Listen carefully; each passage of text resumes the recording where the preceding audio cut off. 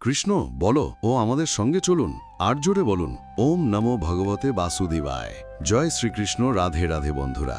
শ্রীমদ্ ভগবদ্গীতা এমন একমাত্র গ্রন্থ যা মানুষকে বেঁচে থাকার জন্য সঠিক দিশা দেখায়। ভগবদ্গীতা জীবনে ধর্ম, কর্ম এবং প্রেমের পাঠ শেখায়। ভগবদ্গীতার জ্ঞান মানব জীবন এবং জীবনের পরবর্তী জীবনের জন্য উপযোগী মনে করা হয়। গীতা হল সম্পূর্ণ জীবন দর্শন, আর যে ব্যক্তিকে যথাযথভাবে অনুসরণ করতে পারে সেই ব্যক্তি সর্বশ্রেষ্ঠ হয়। ভগবদ্গীতায় মোট 18টি অধ্যায় এবং 700টি শ্লোক আছে, যা সবার পক্ষে প্রতিদিন পাঠ করা এবং উপলব্ধি করা সম্ভবপর হয় না। সেই জন্য আজকের অত্যন্ত গুরুত্বপূর্ণ এই ভিডিওতে আমরা ভগবদ্গীতার 111টি উপলব্ধি নিয়ে কথা বলবো, যেটা জানার পর আপনি শ্রীমদ্ ভগবদ্গীতার প্রকৃত অর্থ উপলব্ধি করতে পারবেন। তাই আপনি প্রতিদিন এই ভিডিওটি রাতে ঘুমানোর আগে বা সকালে ঘুম থেকে ওঠার পর শুনবেন।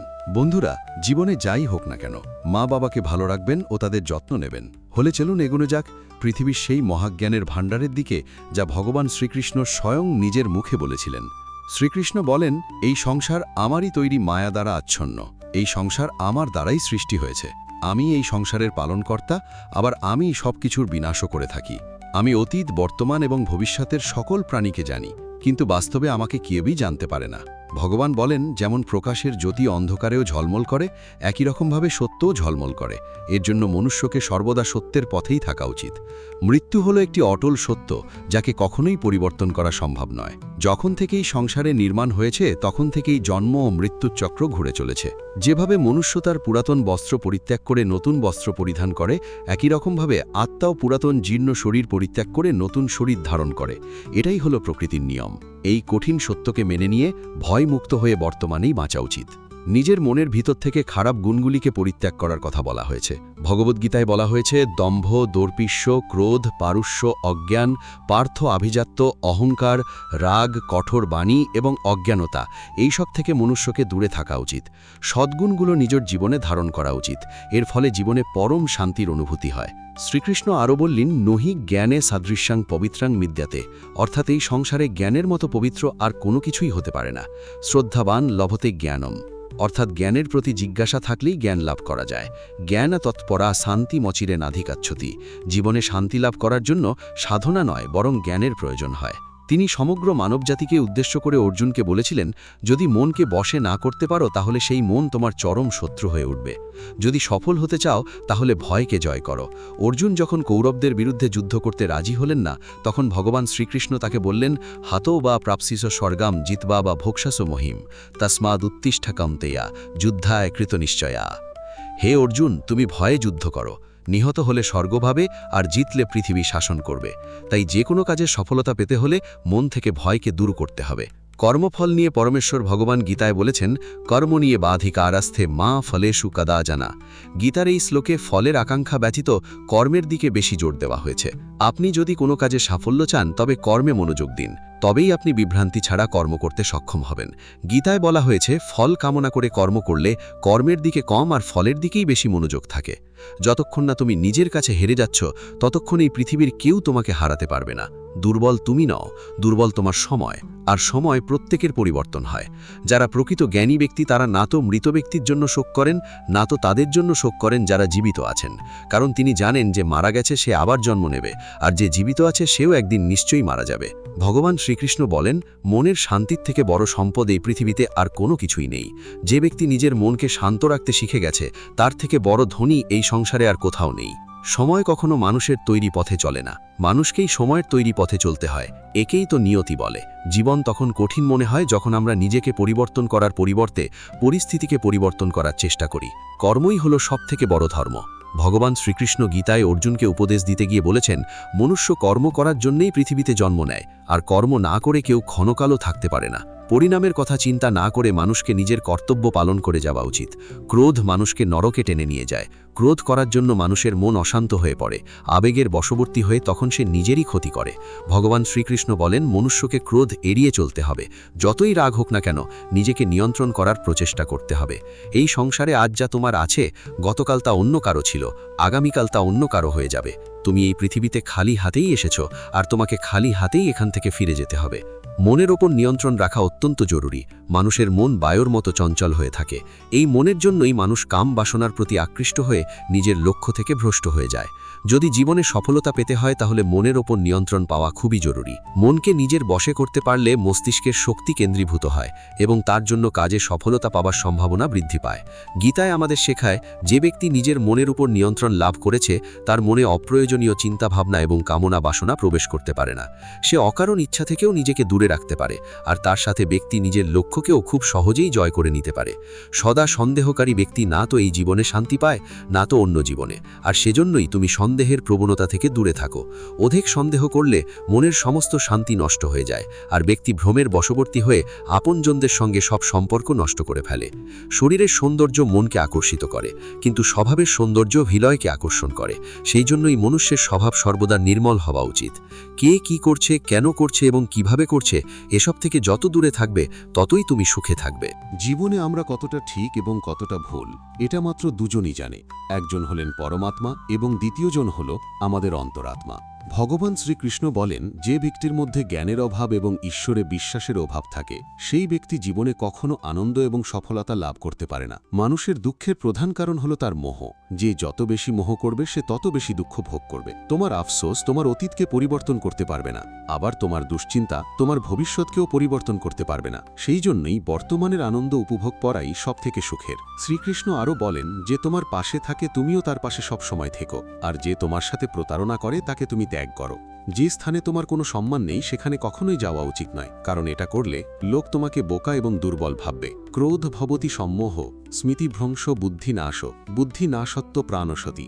গীতার শ্লোকটি বলে, যে কোনো কাজের সাফল্যের জন্য মনের প্রশান্তির প্রয়োজন হয়।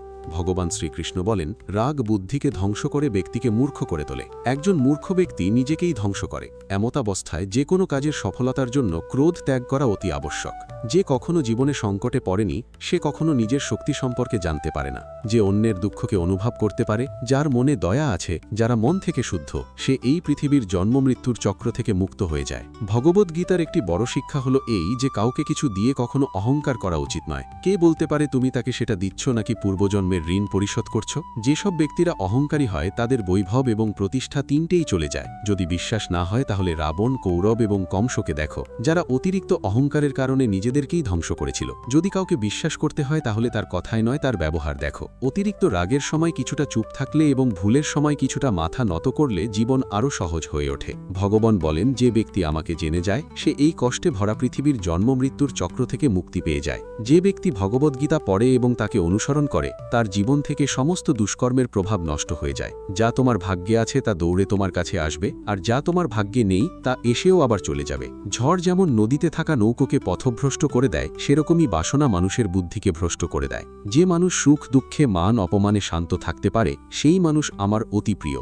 বুদ্ধিমান ব্যক্তি যখন সম্বন্ধ রাখা বন্ধ করে দেয় তখন বুঝে নেওয়া উচিত যে তার আত্মসম্মানে কোথাও না কোথাও আঘাত লেগেছে। মানুষ এই জন্য দুঃখী নয় যে সে ঈশ্বরের অস্তিত্বকে বিশ্বাস করে না। মানুষ এই জন্য দুঃখী কারণ সে ঈশ্বরের জ্ঞানকে বিশ্বাস করে না। সময় এলে সবকিছুই পাওয়া যায়, সময়ের আগে কোনো কিছু পাওয়ার ইচ্ছাই দুঃখের প্রধান কারণ হয়ে দাঁড়ায়। যারা প্রেমকে জঘন্য বলেন তারা মূর্খ।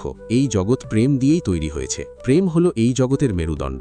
মনুষ্য তার বিশ্বাস এবং চিন্তাভাবনা দ্বারাই তৈরি হয়। যার মনের চিন্তাভাবনা যেমন হয় সেই মানুষ সেরকমই তৈরি হয়। এই সংসারে ভাগ্যের থেকে বেশি এবং সময়ের থেকে আগে না তো কেউ কিছু পেয়েছে আর না কখনো পাবে। মুখ থেকে বেরোনো কথার মধ্যে সংযম থাকা অত্যন্ত জরুরি, কারণ মুখের কথা একজনকে যা আঘাত দিতে পারে সেই আঘাতের ক্ষত কোনোদিন পূরণ করা যায় না। শ্রীকৃষ্ণ বলেন, ধর্মের জন্য লড়াই করতে শেখো, অধর্মের শত্রু হতে শেখো এবং যারা তোমার আপন তাদের জন্য ত্যাগ করতে শেখো। সত্য সর্বদা জলে ভাসমান তেলের মতো হয়। তুমি যতই মিথ্যার জল ঢালো সত্য সর্বদা ওপরেই থাকবে। জীবনের একটি অমূল্য শিক্ষা, খুব আনন্দের সময় কারোর কাছে কোনো প্রতিজ্ঞা করো না, খুব রাগের সময় কাউকে উত্তর দিও না, আবার যখন খুব দুঃখ হবে তখন কোনো সিদ্ধান্ত নিও না।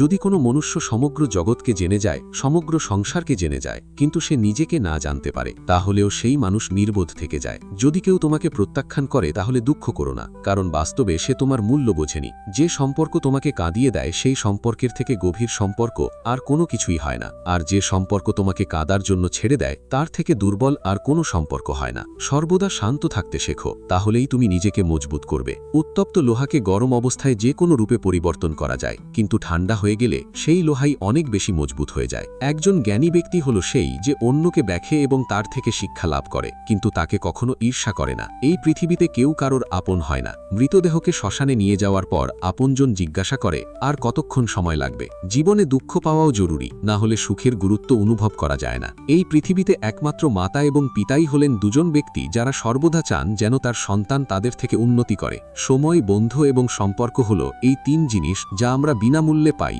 কিন্তু এদের মূল্য আমরা তখন বুঝতে পারি যখন কোনো একটি আমাদের জীবন থেকে হারিয়ে যায়। জীবনে কিছু দুঃখ আমাদের এমনও থাকে যা আমাদের বাঁচতে দেয় না, আবার জীবনে কিছু কর্তব্য এমন থাকে যা আমাদের মরতে দেয় না। তুমি যত ইচ্ছা ভালো কাজ করে নাও, তোমার প্রশংসা একমাত্র শ্মশানেই হবে। যদি তুমি কোনো ব্যক্তিকে একবার ক্ষমা করে দাও তাহলে তুমি জ্ঞানী, যদি দ্বিতীয়বার ক্ষমা করে দাও তাহলে তুমি নরম মনের মানুষ, কিন্তু যদি তুমি সেই ব্যক্তিকে তৃতীয়বারও ক্ষমা করে দাও তাহলে তুমি এই দুনিয়ার সবথেকে বড় মূর্খ।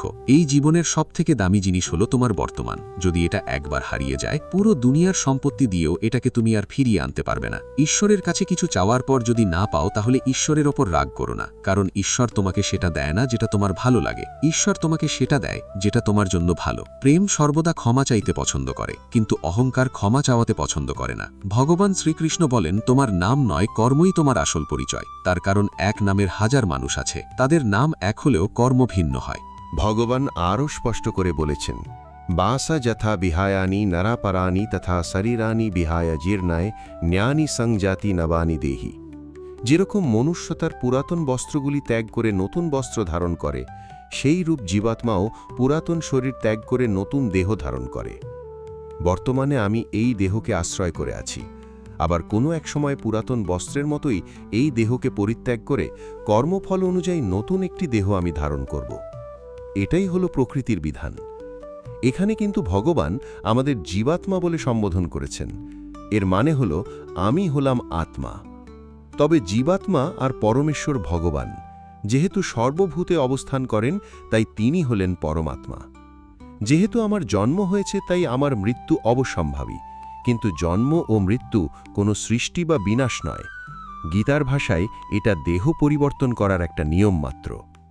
জাতস্য হি ধ্রুবম মৃত্যু ধ্রুবম জন্ম মৃতস্য চ তস্মাৎ অপরিহার্যার্থে ন ত্বম শোচিতমর্হাসি।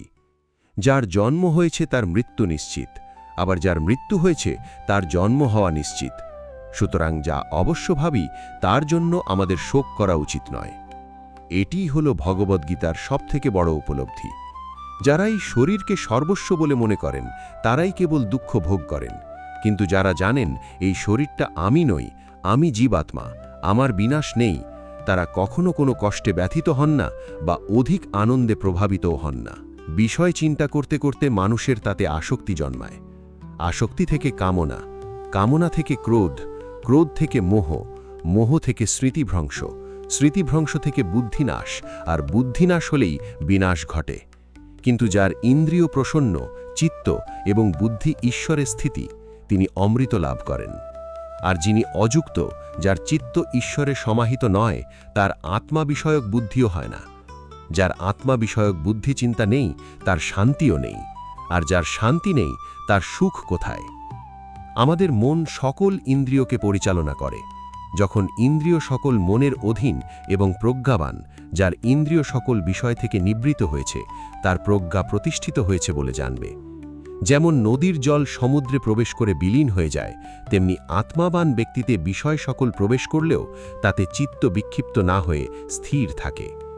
এরূপ স্থির আত্মাবান ব্যক্তি শান্তি লাভ করে, কিন্তু যিনি ভোগ কামনা করেন তিনি শান্তি পান না। যে ব্যক্তি সমস্ত কামনা ত্যাগ করে নিস্পৃহ হয়ে বিচরণ করেন, যিনি মমতা শূন্য এবং অহংকার শূন্য, তিনি শান্তিপ্রাপ্ত হন। হে পার্থ, এই স্থিতি প্রজ্ঞা অবস্থাই হল ব্রাহ্মী স্থিতি। এই অবস্থা প্রাপ্ত হলেই জীবের আর মোহ থাকে না। মৃত্যুকালেও এই অবস্থা বিদ্যমান থাকায় তিনি ব্রহ্মে লীন হন, অর্থাৎ তিনি মোক্ষ লাভ করেন। তৃতীয় অধ্যায়ে অর্জুনের প্রশ্নের উত্তরে শ্রী ভগবান কর্মযোগে অবতারণা করেছেন। এখানেও নিষ্কাম কর্মের উপায়রূপে প্রথমে আত্মাতে সন্তুষ্ট, আত্মারাম জ্ঞানীর ভাবানুযায়ী ফলাশক্তি বর্জন করে কর্ম করার উপদেশ দিলেন। তারপর অহংকার বর্জিত নির্লিপ্ত বুদ্ধিতে কর্ম করার উপদেশ দিলেন। তিনি বলছেন, ময়ি সর্বাণি কর্মাণি সন্ন্যস্যাধ্যাত্মচেতসা, অর্থাৎ বিবেক বুদ্ধি দ্বারা আমাদের সমস্ত কর্ম সমর্পণ করো। এখানেও শ্রী ভগবান কর্মযোগের সহজ পন্থা স্পষ্ট করে নির্দেশ করে দিচ্ছেন। ঈশ্বরের সমস্ত কর্ম সমর্পণ করতে হবে আমাদের, তাহলে সেই কর্মের ফল আর আমাদের ওপর বর্তাবে না। ঈশ্বর তার অনন্ত কৃপাগুণে আমাদের সমস্ত কর্মভোগ কাটিয়ে মোক্ষের অধিকারী করে দেবেন। এরপর চতুর্থ অধ্যায়ে ভগবান তার করুণার পরাকাষ্ঠা প্রকাশ করে প্রতিজ্ঞা করছেন যে যে যথা মাম প্রপদ্যন্তে তামস্তথৈব ভজাম্যহম, অর্থাৎ যে যেখানে, যেভাবে, যে অবস্থায় আমার শরণ নেয় তাকে সেইখানে, সেইভাবে, সেই অবস্থায় আমি অনুগ্রহ করে থাকি।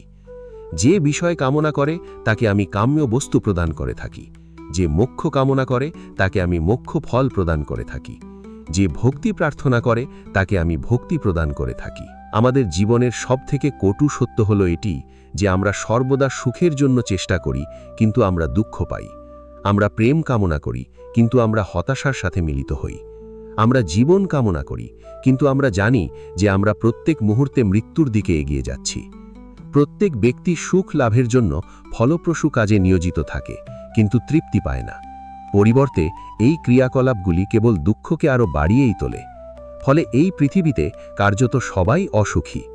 কেউ কেউ নিজের শরীর ও মনের দুঃখে ভোগে, অন্যরা তাদের পরিবারের সদস্য এবং আত্মীয়দের দ্বারা যন্ত্রণা প্রাপ্ত হন। কেউ কেউ ধনসম্পদের অভাব এবং জীবনের প্রয়োজনীয় জিনিসপত্রের ঘাটতিতে ভুগছেন। বস্তুমনিকতার মানসিকতার লোকেরা জানে যে তারা অসুখী, কিন্তু তারা মনে করে যে তাদের সামনে থাকা অন্যরা সবাই সুখী, এবং তাই তারা বস্তুগত বৃদ্ধির জন্য ছুটে চলে। এই অন্ধ সাধনা চলে বহুকাল যাবৎ, তবুও সুখের দেখা নেই। এখন যদি মানুষ এটা বোঝে যে ফলপ্রসূ কাজে নিয়োজিত হয়েও কেউ কখনো সুখ অর্জন করতে পারেনি, তাহলে তারা বুঝবে যে তারা যেদিকে ছুটছে তা বৃথা এবং অর্থহীন, এবং তখন তারা আধ্যাত্মিক জীবনের দিকে ফিরতে পারে।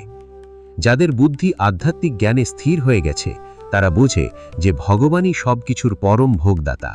ফলশ্রুত তারা তাদের কর্মের ফলের প্রতি আসক্তি পরিত্যাগ করে তার কাছে সমস্ত কিছু নিবেদন করে এবং তার করুণা হিসেবে যা আসে তা নির্মলভাবে গ্রহণ করে। এটি করার ফলে তাদের কর্মগুলি কর্মিক প্রতিক্রিয়া থেকে মুক্ত হয়ে যায়, যা একজনকে জীবন ও মৃত্যুর চক্রে আবদ্ধ করে। শ্রোতা বন্ধুরা, আমি আশা করব ভগবত ভক্তির এই কথাগুলি আপনার ভালো লেগে থাকবে। সনাতন ধর্মকে আরও বেশি বেশি করে প্রচারের নিমিত্ত গীতার এই সার কথা আপনার আপনজনদের সাথেও শেয়ার করুন, যাতে তারাও পরমাত্মার স্নেহছায়ায় অপার শান্তি লাভ করতে পারেন এবং আপনারও তাতে মঙ্গল হয়। আপনাকে অনুরোধ করব ভিডিওটিতে অবশ্যই কৃষ্ণকথা চ্যানেলের যুক্ত হন ও নিজের জন্য সময় দিন ও লাইক করবেন। আজ এখানেই আলোচনা শেষ করছি। সকলে ভালো থাকুন, সুস্থ থাকুন এবং গীতা প্রচার করতে থাকুন। জয় শ্রীকৃষ্ণ।